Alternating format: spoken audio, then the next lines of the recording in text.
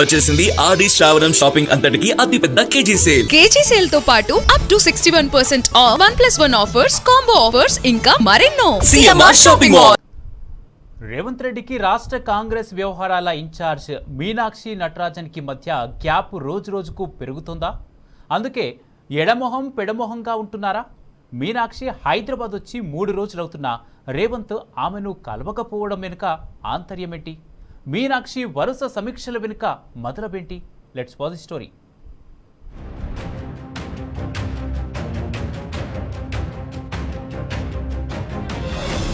రేవంత్ రెడ్డికి మీనాక్షి నటరాజన్ కి మధ్య గ్యాప్ రోజుకు పెరుగుతోంది.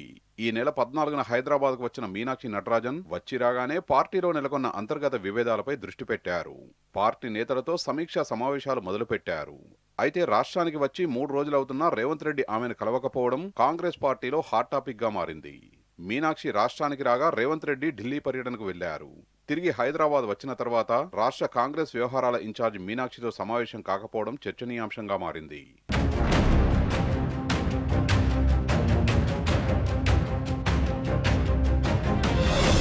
కాంగ్రెస్ పాలిత రాష్ట్రాలలో ఏ ముఖ్యమంత్రి అయినా పార్టీ వ్యవహారాల ఇన్ఛార్జ్ రాష్ట్రానికి వచ్చినప్పుడు మర్యాదపూర్వకంగా కలవడం పార్టీలో ఆనవాయితీగా వస్తోంది.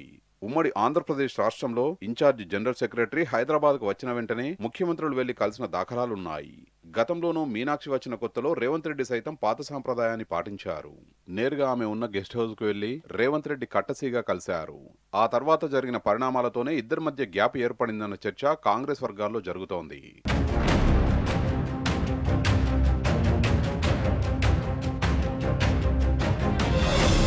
మీనాక్షి నటరాజన్ రాష్ట్ర కాంగ్రెస్ వ్యవహారాల ఇన్ఛార్జిగా వచ్చిన నాటి నుండి ఆమె తీసుకుంటోన్న నిర్ణయాలు రేవంత్ రెడ్డికి తలనొప్పిగా మారాయి.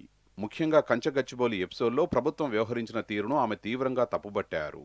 ఇదే కాకుండా చాలా నిర్ణయాలలో రేవంత్ రెడ్డికి మీనాక్షి కొరకరాని కొయ్యగా తయారైంది. తెలంగాణలో ఏం జరిగినా రాహుల్ గాంధీకి నేరుగా రిపోర్ట్ చేస్తుండడం రేవంత్ రెడ్డికి తలనొప్పిగా మారింది. దీంతో మీనాక్షి నటరాజన్తో క్రమంగా రేవంత్ రెడ్డికి గ్యాప్ ఏర్పడిందన్న ప్రచారం అధికార పార్టీలో నడుస్తోంది.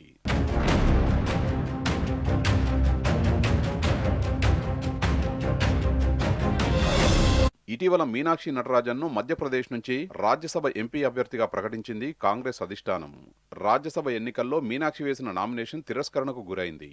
అందుకు తెలంగాణలో ఉన్న కేసును నామినేషన్ పత్రంలో పొందుపరచలేదని రిజెక్ట్ చేశారు ఎన్నికల రిటర్నింగ్ అధికారి. అయితే తెలంగాణలో ఉన్న కేసును బీజేపీ నేతలకు లీక్ చేసింది ఇక్కడి కాంగ్రెస్ నేతలే అని ఆ రాష్ట్ర బీజేపీ మంత్రి చెప్పడం పార్టీలో కలకలం సృష్టించింది. బీజేపీ మంత్రి స్టేట్మెంట్ కాంగ్రెస్ పార్టీలో ఇరకాటంలో పడేసింది. దీన్ని కప్పిపుచ్చుకునేందుకు ఢిల్లీ స్థాయిలో కాంగ్రెస్ పార్టీ నేతలు ఆందోళనలు చేసినా మీనాక్షి ఎక్కడా నోరు జారలేదు. రాష్ట్ర పర్యటనకు వచ్చిన ఆమె నామినేషన్ తిరస్కరణ కుట్రలపై మనసులో మాట బయటపెట్టలేదు. ఈ పరిణామం ఇద్దరి మధ్య మరింత దూరం పెంచిందన్న చర్చ జరుగుతోంది. ఇదిలా ఉంటే మీనాక్షి నటరాజన్ చర్యలతో ఇబ్బంది పడుతున్న రేవంత్ రెడ్డి ఆమెను రాజ్యసభకు వెళ్లకుండా కుట్రలు చేశారన్న ప్రచారం కూడా జరిగింది. ఈ పరిణామాలు ఇద్దరి మధ్య దూరాన్ని పెంచాయని కాంగ్రెస్ పార్టీలో టాక్ నడుస్తోంది. అందుకే మీనాక్షి నటరాజన్తో రేవంత్ రెడ్డి ఎడమొహం పెడమొహంగా ఉంటున్నారన్న ప్రచారం జరుగుతోంది.